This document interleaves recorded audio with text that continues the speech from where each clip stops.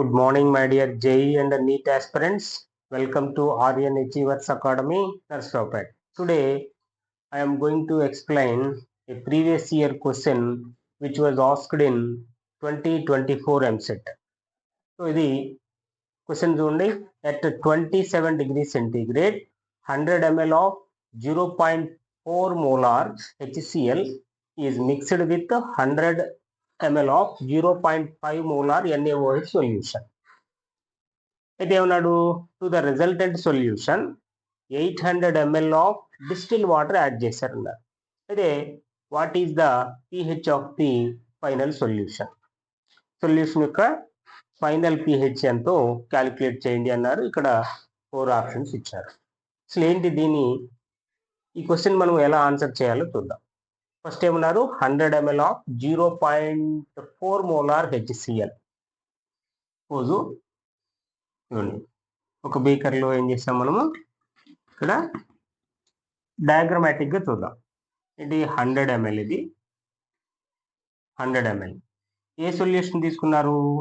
0.4 molar HCl ఇది. Okay, next దీనికి ఏం కలుపుతున్నారు? మరలా same quantity 100 ml.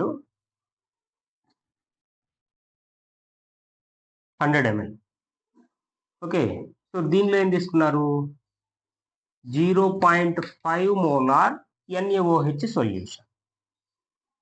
NaOH solution ఎంత? ఇది కూడా 100 ml. ఓకే, సో ఇప్పుడు ఈ రెండింటిని మిక్స్ చేశారు.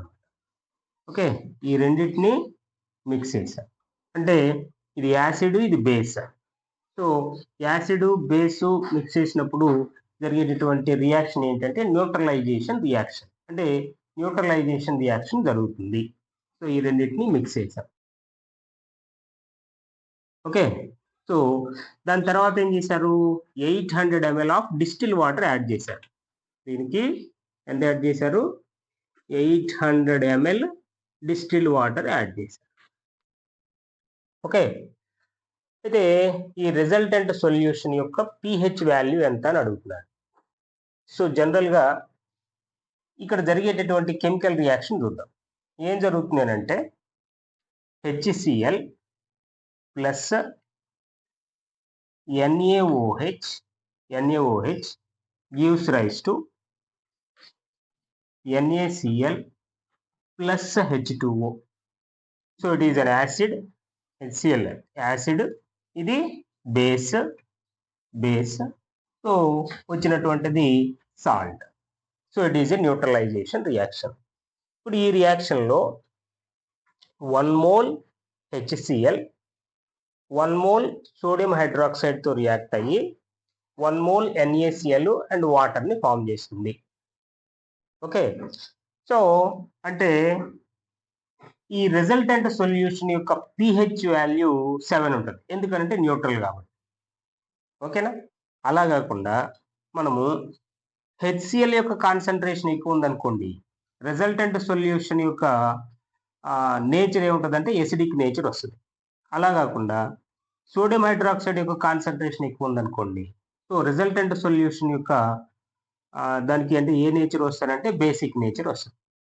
సరే, మరి ఇప్పుడు ఎలా తెలుసుకోవాలి దీన్ని అని అంటే అక్కడ హింట్ ఇచ్చారు చూడండి మనకి. 100 ml of 0.4 molar okay HCl solution. ఓకేనా? అంటే వాల్యూమ్ ఇచ్చారు, కాన్సన్ట్రేషన్ ఇచ్చారు. సో దీన్ని బట్టి మనం ఏం క్యాలిక్యులేట్ చేయొచ్చు అంటే నెంబర్ ఆఫ్ మోల్స్ క్యాలిక్యులేట్ చేయవచ్చు. సో అది ఎలాగో చూద్దాం.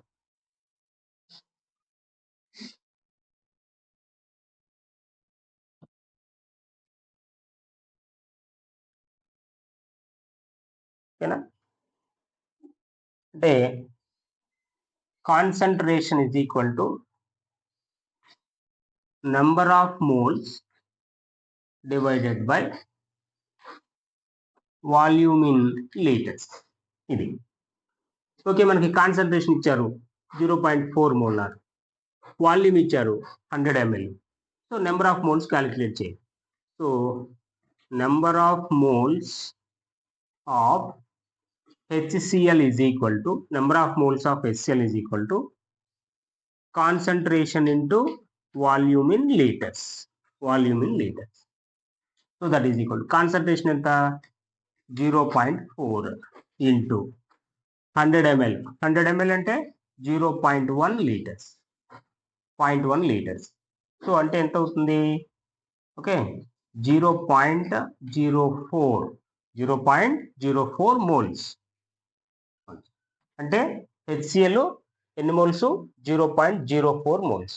సో అదేవిధంగా సోడియం హైడ్రాక్సైడ్ యొక్క నెంబర్ ఆఫ్ మోల్స్ క్యాలిక్యులేట్ చేద్దాం. Okay, number of moles of NaOH is equal to ఇక్కడ కాన్సన్ట్రేషన్ ఇచ్చారుగా, ఎంత ఇచ్చారు? 0.5 ఇంటూ, ఓకే, తర్వాత వాల్యూమ్ ఎంత ఇచ్చారు? 100 ml అంటే 0.1 litres. So that is equal to 0.05 moles. Okay, అంటే HCl ఎన్ని మోల్స్ వచ్చింది? 0.04 మోల్స్ వచ్చింది. అదే సోడియం హైడ్రాక్సైడ్ ఎన్ని మోల్స్ వచ్చిందంటే 0.05 మోల్స్ వచ్చింది. మనం ఇందాక ఈక్వేషన్లో చూసాం. ఓకే, మనం కెమికల్ రియాక్షన్లో ఏం చూసామంటే 1 మోల్ HCl 1 మోల్ సోడియం హైడ్రాక్సైడ్తో రియాక్ట్ అయింది. కానీ ఇప్పుడు ఇక్కడ 0.04 మోల్స్ HCl ఎంత సోడియం హైడ్రాక్సైడ్తో రియాక్ట్ అవుతుంది? 0.04 మోల్స్ సోడియం హైడ్రాక్సైడ్తో రియాక్ట్ అవుతుంది.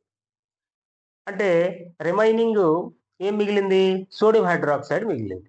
ఎంత మిగిలింది అంటే 0.01 మోల్స్ సోడియం హైడ్రాక్సైడ్ మిగిలింది. అది చూద్దాం. దీనిలో HCl plus NaOH gives rise to NaCl plus H2O. ఇప్పుడు దీనిలో చూడండి, HCl యొక్క నెంబర్ ఆఫ్ మోల్స్ ఎంత? 0.04. సోడియం హైడ్రాక్సైడ్ ఎంత? 0.05. ఓకే, సో ఇక్కడ HCl 0.04 మోల్స్ HCl ఎంత సోడియం హైడ్రాక్సైడ్తో రియాక్ట్ అవుతుంది అంటే 0.04 మోల్స్ సోడియం హైడ్రాక్సైడ్తో రియాక్ట్ అవుతుంది. ఇంకా రిమైనింగ్ NaOH అంటే ఎట్లా చూడండి, రిమైనింగ్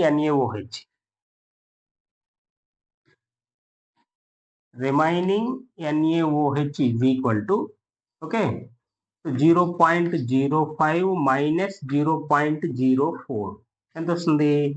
0.01 అంటే ఎంత అవుతుంది? That is equal to 10 power minus 2. Okay, అంటే OH మైనస్ అయాన్ కాన్సన్ట్రేషన్ ఎంత ఉన్నది? 10 పవర్ మైనస్ 2 ఉన్నది. ఓకే, సో కానీ మనకి క్వశ్చన్లో ఏమడిగారు? pHని క్యాలిక్యులేట్ చేయమన్నారు. ఓకే, మనకు ఒక ఫార్ములా ఉంది, Kw is equal to H plus concentration into OH minus concentration. Okay, మనకి దీనిలో OH మైనస్ అయాన్ కాన్సన్ట్రేషన్ తెలుసు. ఇప్పుడు H plus ion concentration calculate చేయాలంటే H plus ion concentration is equal to ఏమవుతుంది?